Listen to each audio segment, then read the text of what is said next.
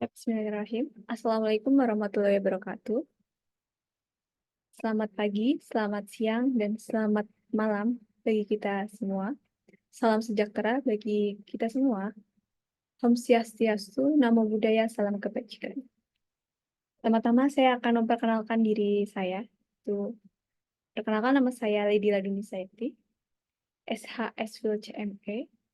Riwayat pendidikan saya dari SD, saya di SD 3 Mandiraja Wetan, SMP 1 Mandiraja, SMA 1 Banjarnegara, dan S1 di Universitas Gadjah Mada Fakultas Filsafat, serta S1 di Universitas Terbuka yaitu Fakultas Hukum.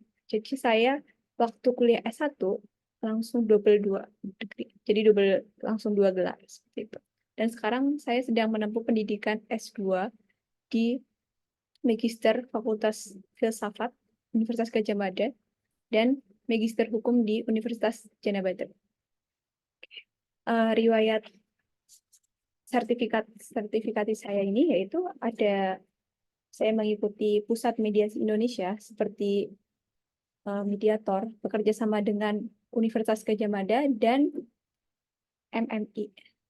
Terus saya mengikuti sertifikasi Ikatan Akuntan Indonesia, brevet pajak A dan B di STIE YKPN Yogyakarta. Dan saya juga mengikuti sertifikasi wasit juri pencaksilat di Kabupaten Banjarnegara. Saya pemegang sabuk hitam dan 3 karate lemkari, dan saya juga pernah menjadi pembicara atau narasumber di Tribun New York, dan itu secara live di YouTube di Tribun Jogja bertema tentang Inspiring Beauty. Mungkin teman-teman bisa mencari di YouTube, bisa untuk tambahan referensi seperti itu. Nah, riwayat organisasi saya ini yaitu diantaranya saya menjadi Dewan Pengawas Mediator Masyarakat Indonesia. Saya menjadi Ketua Bidang Advokasi dan Sumber Daya Alam Bintang Muda Indonesia. Saya menjadi Ketua Perguruan Pencaksilat Pancahikmah. Dan saya menjadi Bendahara Lingkar Studi Filsafat yaitu Cogito Ergosum di Universitas Gadjah Mada. Nah, saya ini juga menjadi sekretaris di komunitas peduli kalangan pada saat itu. Riwayat pekerjaan saya diantaranya yaitu ada menjadi konsultan hukum, menjadi konsultan hukum pajak juga karena saya sudah bersertifikasi brevet pajak A dan B. Saya menjadi mediator masyarakat Indonesia, dan prestasi non-akademik saya bisa dilihat di belakang, diantaranya ada medali-medali yang saya peroleh serta beberapa piagam lainnya dan penghargaan sekitar ada 50-an lebih. Nah, di antaranya saya juga pernah menjuarai juara 1 nasional pencaksilat di Jakarta. Saya juga pernah menjuarai juara 2 nasional kata komite di Dekan Cup Unsut yang dilaksanakan secara nasional. Seperti itu di antaranya. Baik, saya akan memaparkan visi misi saya. Bentar, saya akan berbagi PowerPoint saya untuk kalian semua. Oke, baik. Mungkin sudah terlihat. Oke, kan saya langsung saja untuk pemaparan visi dan misi saya sebagai calon kepala desa Mandiraja Wetan. Yaitu, oke, baik. Nah, visi dan misi. Kita sering mendengarkan visi dan misi, tetapi terkadang kita tidak tahu arti yang sebenarnya itu seperti apa. Saya akan menjelaskan bagaimana itu visi. Visi yaitu berasal dari kata bahasa Inggris, yaitu vision, yang berarti itu impian atau angan-angan. Sehingga secara etimologi itu, visi itu yang berkaitan dengan melihat apa inti masalah tersebut. Sehingga kita angkat menjadi visi, seperti itu. Nah, visi ini tidak bisa berdiri dengan sendirinya tanpa adanya misi. Sehingga arti kata misi ini sendiri yaitu cara etimologi yang berasal dari bahasa Latin, yaitu mito, yang merupakan terjemahan dari kata Yunani yang artinya itu mengutus. Secara terminologi, misi ini itu dia itu seperti langkah-langkah atau metode atau cara-cara yang bisa untuk mewujudkan si visi itu. Jadi misi ini sebagai cara-caranya seperti apa. Baik, selanjutnya. Nah, visi saya seperti ini, yaitu terwujudnya masyarakat desa Mandira Jawetan yang maju dan pemerataan pembangunan desa yang sejahtera, yang humanis. Kenapa saya mengangkat visi seperti ini? Karena seperti yang kita ketahui bahwa desa Mandira Jawetan ini masih tertinggal daripada desa sebelah. Nah, apalagi dalam pemerataan pembangunan, maka dari itu saya mengangkat tema ini untuk menyelaraskan untuk adanya keseimbangan pembangunan desa yang sejahtera dan humanis. Sejahtera itu bagi masyarakatnya, bagi warganya untuk mungkin dalam bidang perekonomian dan sebagainya. Kenapa kata humanis ini saya ambil? Karena humanis itu sendiri berasal dari kata human, yang berarti manusia. Sehingga untuk membangun pembangunan desa yang sejahtera, maka kita harus menggunakan peri kemanusiaan yang humanis seperti itu. Oke, kita lanjut. Selanjutnya misi. Misi cara-cara yang tadi saya sudah paparkan. Visinya, nah caranya seperti apa? Ini saya pertama itu mewujudkan program yang selaras dengan pemerintahan pusat dan daerah serta sesuai dengan koridor hukum yang berlaku. Kenapa hal ini saya tempatkan di pertama? Karena negara kita adalah negara hukum, di mana segala sesuatu yang pemerintah akan lakukan itu harus menaati hukum yang berlaku atau hukum positif. Di mana misal program-program yang sudah direncanakan oleh pemerintah desa terutama jangan bertentangan dengan program-program pemerintahan pusat, apalagi itu melanggar hukum seperti itu. Misal, program yang selaras dengan pemerintahan yang sudah berjalan, misal pemerintah mengadakan PKH. Nah, PKH ini penting untuk masyarakat. Kalau kita menghapus itu, namanya nanti akan merugikan dan menghambat kemajuan yang sudah ada. Jadi kita akan meneruskan program-program yang itu baik dan mengevaluasi program-program yang belum jalan seperti itu. Yang kedua, meningkatkan kualitas sumber daya manusia desa yang tumbuh dan berkembang. Yang saya ketahui bahwa Desa Mandiraja itu masih berstatus sebagai desa yang maju, bukanlah mandiri. Karena status desa mandiri itu berdasarkan indeks membangun desa, yaitu IDM. Nah, apa sih kriteria menjadi desa yang mandiri ini? Yaitu diantaranya adanya sosial maju, terus perekonomian maju, dan serta lingkungan juga terjaga seperti itu. Dan ini bisa dicek di situsnya si desa tentang bagaimana status Desa Mandira Jawetan ini, perkembangannya dan sebagainya. Nah, untuk meningkatkan sumber daya manusia itu sendiri, Desa Mandira Jawetan ini untuk secara mandiri, saya berharap nantinya akan banyak pelatihan-pelatihan seperti pendampingan dan pembimbingan teknis untuk kelompok tani, kelompok budidaya ikan, ada kelompok peternakan, ada organisasi stakeholder yang berbasis e-commerce, yaitu untuk menciptakan penjualan online. Ketika sumber daya manusia ini sudah maju dan unggul, maka kita bisa melangkah ke penjualan online karena sudah sudah terbiasa atau sudah terlatih seperti itu. Nah, hal ini bisa kita dapatkan dan kita lakukan melalui kemitraan. Kemitraan itu seperti koordinasi dan kolaborasi dengan pemerintahan daerah atau dinas yang terkait, misal pendidikan apa, dan saya juga mempunyai ide untuk nanti akan bekerja sama dengan universitas yang nantinya bisa memberikan pelatihan-pelatihan khusus atau mungkin adanya sosialisasi terhadap masyarakat supaya masyarakat kita yang darinya tidak tahu menjadi tahu seperti itu. Dan yang pernah kita jumpai juga banyak juga anak-anak KKN dari universitas yang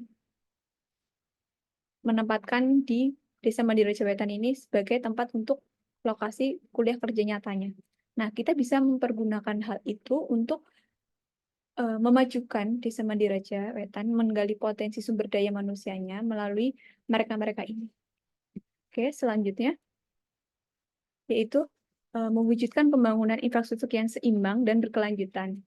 Nah, gimana sih infrastruktur ini tuh sangat berperan penting dalam kehidupan bermasyarakat terutama. Nah, saya membagi menjadi dua, yaitu adanya infrastruktur fisik dan infrastruktur non-fisik. Nah, infrastruktur fisik ini meliputi jalan desa, jalan-jalan tiap gang, tiap mungkin yang susah, yang tadinya susah dilewati, sekarang bisa. Apalagi kalau misal ada hujan, kita masih bisa melewati itu dengan baik. Terus penerangan jalan, untuk menerangi jalan supaya terhindar dari, mohon maaf, misal kalau tidak terangan bisa terjadinya kecelakaan. Terus kedua bisa terjadinya tindak kejahatan. Seperti itu. Nah, saluran air dan irigasi sawah ini juga menjadi penting karena untuk mobilitas para petani untuk apa ya? Untuk mengairi sawah dan ini mereka itu bisa mempercepat hasil produksi dari pertanian ini sendiri. Yang selanjutnya itu ada mengurus status tanah pemakaman yang jelas dan resmi. Kenapa saya mengangkat ini? Karena masih ada beberapa tanah pemakaman di Desa Mandiraja ini yang status tanahnya masih belum jelas atau belum resmi.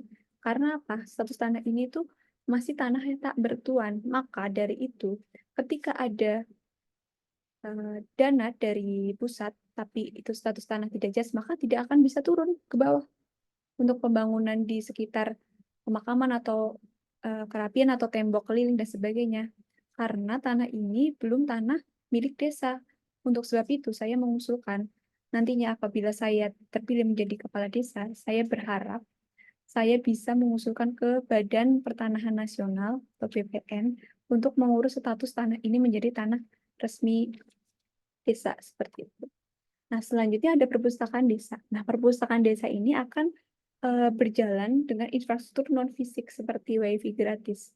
Nah, perpustakaan desa ini bisa kalian lihat ilustrasi di samping ini ada gambar beberapa anak kecil yang sedang belajar, mengerjakan PR atau apa dan sebagainya, berdiskusi. Nah, di sini saya ingin perpustakaan desa ini maju untuk kalangan generasi yang akan datang, di mana generasi ini sangat penting untuk pertumbuhan dan kemajuan Desa Mandiraja Wetan, terutama misal para ibu-ibu yang sekarang mungkin banyak mengalami keluh kesah terkait anak-anaknya yang sekarang mempunyai banyak PR dari guru-guru terkait mungkin jawabannya di internet dan sebagainya, sumber dan sebagainya, itu sangat membutuhkan WiFi gratis.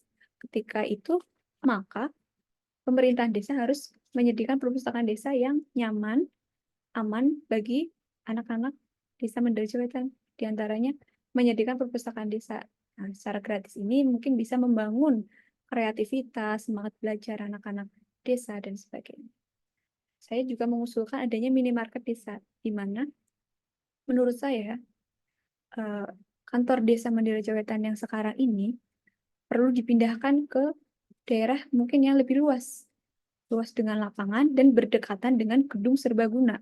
Karena apa? Karena menentukan bagaimana itu akan menambah nilai plus aset desa atau mungkin penambahan kas desa seperti itu. Nah, untuk kantor desa yang sekarang ini ditempati dan akan direnovasi menjadi minimarket desa.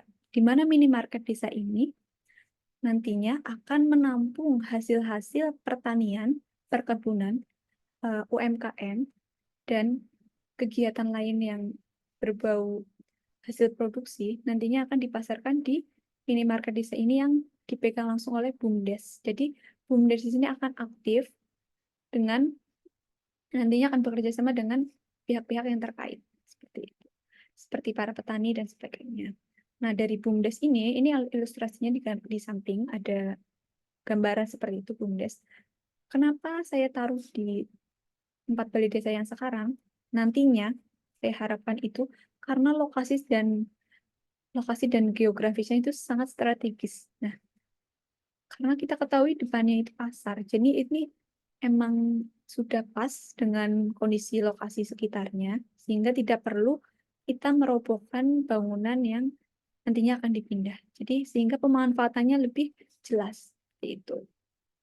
Lalu penyediaan alat komunikasi dari non fisik ini nanti dari Balai Desa akan difasilitasi seperti handphone, di mana saya pernah melihat dan mendengar beberapa masyarakat saya masih kesulitan untuk menghubungi keluarganya di luar daerah. Misal anaknya sedang merantau, mungkin karena faktor usia tidak bisa menggunakan caranya HP dan sebagainya, maka kadang meminjam tetangga. Itu memang sebenarnya hal sepele, tapi menurut saya tidak bisa disepelekan sekali. Tuh, jadi penyediaan alat komunikasi ini nanti akan difasilitasi oleh desa dan itu bukan dibawa pulang, tapi tetap di desa untuk sarana komunikasi ataupun dari pihak luar yang nantinya mungkin susah menghubungi keluarganya bisa lewat desa itu dan sebagainya. Oke, selanjutnya. Nomor 4 itu meningkatkan perekonomian masyarakat Desa Mandiri Wetan di sektor pertanian, peternakan, dan perikanan serta sumber daya manusia, yaitu dengan cara membentuk dan mengaktifkan BUMDes sebagai badan hukum yang bekerja sama dengan petani, peternak, dan perikanan. Nah, melalui apa dalam proses ini menurut saya yaitu bisa dari pengemasan, pemasangan iklan, terus melalui pemanfaatan teknologi atau media sosial, pengiklanan, dan menjaga mutu barang menjadi bisa bersaing dengan daerah-daerah lain dan nantinya bisa dipasarkan baik misal ya dalam hal ini petani memproduksi beras, nanti kita ajarkan dalam proses pengemasannya itu seperti apa? Seperti mungkin dalam kemasannya yang menarik, terus kalau di bidang makanan atau perikanan dan sebagainya sudah ada izin-izin yang terkait, sudah bekerja sama dengan dinas-dinas yang memerlukan perizinan, misal kalau makanan seperti itu ya, UMKM. Nah, kita akan bantu dalam hal itu, dan nantinya kita akan bisa pasarkan ke yang lain. Itu akan nanti berkaitan dengan penjualan online yang nanti akan dilakukan yang digerakkan oleh para pemuda Desa Mandiraja dalam hal ini, para pemuda dalam hal penjualan online dan sebagainya, pemanfaatan teknologi, dan para bapak-bapak dan ibu-ibu ini bagian produksi seperti itu. Sehingga nantinya sangat bisa bersaing dengan dunia luar, bahkan kalau misal kita menaruh hasil beras yang tadi sudah dikemas, misal di Superindo atau supermarket terdekat, kita bekerja sama. Saya harapkan itu akan menambah perekonomian masyarakat Desa Mandirajo. Selanjutnya itu ada memanfaatkan aset desa yang ada seperti lapangan sepak bola, lapangan voli, bulu tangkis, dan sebagainya. Itu untuk apa? Untuk turnamen atau lomba-lomba. Misal, ketika kita mengadakan lomba-lomba atau turnamen ini, maka kita akan mendapatkan banyak sekali manfaat. Di antaranya menambah pengetahuan dari desa-desa yang lain atau mungkin orang-orang yang lain yang sedang lewat. Ternyata desa kita aktif. Yang kedua, lapangan sepak bola ini apabila nanti banyak stand-stand yang berdiri di situ atau warga-warga yang membuka jajanan untuk dijual-belikan, terutama saya utamakan yaitu yang membuka stand adalah warga Desa Mandiraja Wetan, seperti itu. Terus bisa dilihat dari sektor parkiran. Nah, parkiran ini ketika ada event kan selalu meludak. Nah, itu bisa mendapatkan eh, pendapatan dari situ untuk khas desa juga, terus serta adanya lagi dengan dikelola oleh pemerintah desa bisa berlaku uang itu untuk biaya pendidikan, kesehatan, dan sebagainya. Lalu ada ekonomi kreatif seperti apa? Perfilman, video, fotografi, kerajinan, seni, musik, aplikasi, dan desain. Kenapa saya menaruh ekonomi kreatif di sini? Menurut saya anak muda akan sangat bisa masuk di sini. Jadi saya programnya tidak hanya untuk kalangan tua, tetapi kalangan muda pun ikut bisa merasakan. Karena apa? Sekarang juga banyak YouTuber-YouTuber, ketika kita bikin video taruh di YouTube, banyak yang menonton dan banyak subscribe-nya dan itu akan menghasilkan uang. Nah, perfilman juga bisa menjadi apa ya, sarana dokumentasi setiap kegiatan desa, apa dan sebagainya, pengenalan, iklan desa, dan sebagainya itu akan menambah nilai plus dan dunia luar tahu gitu. Apalagi nanti ada seni musik dan sebagainya, aplikasi nantinya akan kita bekerja sama dengan dinas-dinas terkait yang berkaitan dengan pengembangan atau pendidikan, sertifikasi seperti hal-hal seperti ini untuk mengajarkan para pemuda ini bagaimana misal membuat video, bagaimana membuat fotografi dan sebagainya dan kerajinan. Tuh. Terakhir itu adanya pembangunan gedung serbaguna. Nah, pembangunan gedung serbaguna yang menurut saya sangat efektif itu pembangunan yang tidak pencar-pencar atau misal pembangunan gedung serbaguna ini kita dirikan di dekat lapangan. Karena apa? Karena akses parkirnya itu harus yang luas. Kalau akses parkirnya tidak luas, itu maka akan menimbulkan kemacetan kembali dan ketidaknyamanan warga sekitar. Tuh. Jadi kita harus tertib juga. Nah, pembangunan gedung serbaguna ini menurut saya lebih tepatnya berdekatan dengan lapangan desa gitu. Untuk apa? Karena pembangunan gedung serbaguna ini bisa dimanfaatkan seperti misal olahraga, misal ada orang pernikahan misalnya. Banyak warga yang tidak mempunyai halaman rumah bisa memanfaatkan gedung serbaguna di desa dan mereka akan meminjam dan membayar biaya sewa itu dan nantinya biaya sewa itu nanti bisa kita jadikan sebagai uang kas desa. Jadi penambahan uang kas desa kita juga meningkat. Dari gedung serbaguna itu juga bisa timbul lagi lapangan pekerjaan untuk ibu-ibu desa, Mandira Jawetan terutama, yang nantinya sudah mendapat pembekalan kayak misal pelatihan memasak, nantinya mempunyai grup-grup tertentu sehingga bisa eh, mempromosikan juga untuk bekerja sama dengan vendor-vendor pernikahan seperti itu. Misal pas di Desa Mandira Jawetan menggunakan catering ibu-ibu Desa Mandira Jawetan sehingga pendapatan perekonomian masyarakat juga menaik. Gitu. Oke. Selanjutnya yaitu ada nomor 5, meningkatkan kesejahteraan masyarakat Desa Mandira Jawetan dalam mengatasi kemiskinan dan kesenjangan sosial. Nah, seperti ini program-program yang dari pemerintahan pusat yang tentunya pemerintah desa harus menjalankannya seperti rehab rumah tidak layak huni, bantuan sosial itu baik bantuan beras apa dan sebagainya harus diperuntukkan kepada masyarakat yang benar-benar miskin. Karena apa? Masyarakat miskin adalah masyarakat yang mempunyai uh, pendapatan bulanan di bawah 500.000 seperti itu. Nah, beasiswa itu untuk anak-anak sekolah yang wajib 12 tahun, sehingga nanti ketika ada kekurangan administrasi dan sebagainya, desa saya harapkan aktif untuk memberikan dan membantu para warganya jangan sampai putus sekolah seperti itu. Lanjut ada mobil operasional atau siaga, di mana mobil operasional ini bisa digunakan oleh masyarakat baik itu untuk hal orang sakit ataupun tidak. Karena mobil operasional ini sengaja bukan saya kasih nama mobil ambulan. Kalau mobil ambulan diperuntukkan hanya untuk orang sakit gitu seperti itu. Tapi kalau mobil operasional bisa secara umum. Nah, kalau ada pertanyaan gimana sih cari dananya? Nah, cari dananya ini bisa melalui misal kita mempunyai wakil rakyat di DPRD, kita bisa meminta kepada mereka untuk menurunkan aspirasinya berupa mobil operasional dan sebagainya. Tuh. Nah, yang selanjutnya ada alat cek kesehatan untuk cek tekanan darah masyarakat Desa Mandira Jawetan. Oke, lanjut. Yang nomor 6 yaitu reformasi birokrasi pemerintahan Desa Mandira Jawetan.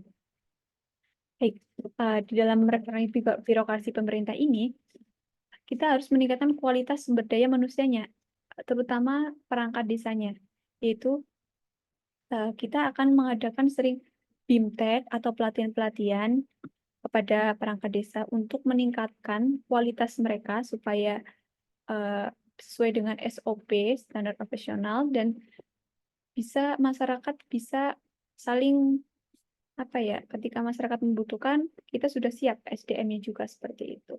Nah, yang kedua adanya pelayan pemerintah yang mudah dan cepat sederhana. Nah, di sini saya akan mengikut sertakan RT, para ketua RT dan ketua RW untuk membantu jalannya pemerintahan desa yang baik ini. Dengan cara apa? Karena di pemerintahan RT ini sudah tertera di Peraturan Menteri Nomor 18 Tahun 2018 bahwa ketua RT dan rukun warga dan sebagainya itu sebagai pembantu pemerintahan desa seperti itu. Sehingga nantinya saya harapkan para ketua RT mempunyai gaji bulanan seperti itu. Jadi mereka bekerjanya juga secara maksimal seperti itu. Dan nanti saya ingin menyediakan aplikasi seperti nanti masyarakat bisa melakukan membuat surat secara online sehingga tidak perlu bolak-balik ke balai desa atau malah menyalahkan pemerintahan karena berjalan secara lambat, sehingga saya mempunyai solusi nanti dari bawah, dari ketua RT nanti sudah mempunyai belangko-belangko yang disediakan oleh desa untuk nantinya di checklist atau dicentang, sehingga nanti bisa dilaporkan misal tahap sederhananya lewat WhatsApp. Apabila nanti sumber daya manusianya sudah meningkat, akan saya bikinkan aplikasi untuk penguploadan dan segala macam mengisi formulirnya. Seperti itu sehingga ketika sudah nyampe di pemerintahan desa, surat-surat tersebut atau surat keterangan kelahiran dan sebagainya dari pihak desa tinggal mengeprint dan mengonfirmasi kebenarannya dan akan ditandatangani dan dicap. Sehingga tidak akan membuat masyarakat ini menunggu secara lama. Selanjutnya yaitu adanya mendayagunakan generasi milenial sebagai motor pembangun dan pengembangan desa pintar. Nah, di mana generasi milenial ini adalah aset berharga desa juga karena bagaimana bisa membangun desa ini menjadi desa pintar itu sangat berpengaruh dengan kualitas warganya seperti itu. Nah, saya ini mengusulkan dengan menyediakan perpustakaan desa yang tadi saya sebutkan di atas dengan cara-caranya sehingga masyarakat menjadi aktif, pintar, rajin membaca, rajin berdiskusi, dan sebagainya. Terus saya akan memberikan konsultasi hukum gratis, seperti yang ada di gambar atas, bahwa saya ini bersama teman-teman saya di tim hukum Jogja, bekerja sama dengan kantor desa di Bantul dan Sleman, dan kota Yogyakarta, untuk membuat adanya ruang mediasi di tingkat kelurahan seperti itu. Sehingga ketika ada masyarakat yang bersengketa antara masyarakat satu dengan yang lainnya, sehingga desa bisa memfasilitasi ruang mediasi itu sendiri. Jangan sampai langsung ke pengadilan. Kita upayakan dulu terlebih dahulu melalui desa seperti itu. Selanjutnya ada pemanfaatan teknologi untuk media sosial. Nah, bagaimana pemanfaatannya? Yaitu dengan cara pengembangan teknologi yang ada media sosial diaktifkan, terus mengikuti perkembangan zaman. Itu anak muda kan sangat mudah sekali melakukan seperti itu. Ya, selanjutnya yaitu meningkatkan kegiatan pemberdayaan lembaga kemasyarakatan desa. Itu seperti apa? Karang Taruna, Posyanduan, Linmas yang sudah berjalan di desa ini, maka perlu ditingkatkan kembali seperti itu. Nanti bekerja sama Puskesmas, sama TNI dan Polri. Nah, selanjutnya mewujudkan kerukunan dan keamanan ketertiban desa di Mandira Jawetan. Di antaranya apa? Program Koin Surga atau Koin Mas. Nah, apa sih program Koin Surga dan Koin Mas? Program Koin Surga dan Koin Mas ini adalah program yang nantinya jika ada orang yang berduka, ada orang yang kena musibah, bisa menggunakan koin-koin ini. Nah, ini saya membutuhkan peran ketua RT tuh, untuk membantu terlaksananya poin koin surga. Terus pembentukan nanti di setiap RW, pembentukan panitia pemakaman, sehingga orang yang berduka itu fokus kepada jenazahnya, tidak mengurusi masalah dapur dan sebagainya. Nah, lalu ada pemasangan CCTV dan portal. Ini sangat penting untuk keamanan desa kita karena yang saya ketahui masih belum ada, dan itu untuk menanggulangi tindak kejahatan. Selanjutnya sarana pengaduan atau papan aduan atau telepon WA. Ya, melalui ini masyarakat bisa mengadukan saran dan kritik untuk desa atau mungkin ada sesuatu konflik bisa lewat telepon WA. Sehingga saya harapkan nantinya akan bekerja sama dengan pihak-pihak yang terkait. Seperti itu. Sekian pemaparan dari visi misi saya. Semoga masyarakat Desa Mandiraja Wetan bisa mempunyai gambaran ke depannya dan bisa memilih dengan akal sehat, bukan berdasarkan rikuh dan pakewu. Karena pemimpin itu pemimpin yang akan melaksanakan pemerintahan. Jadi sehingga harus orang yang lebih tahu untuk hal ini. Seperti itu. Salah lebihnya saya mohon maaf. Saya akhiri. Wassalamualaikum warahmatullahi wabarakatuh.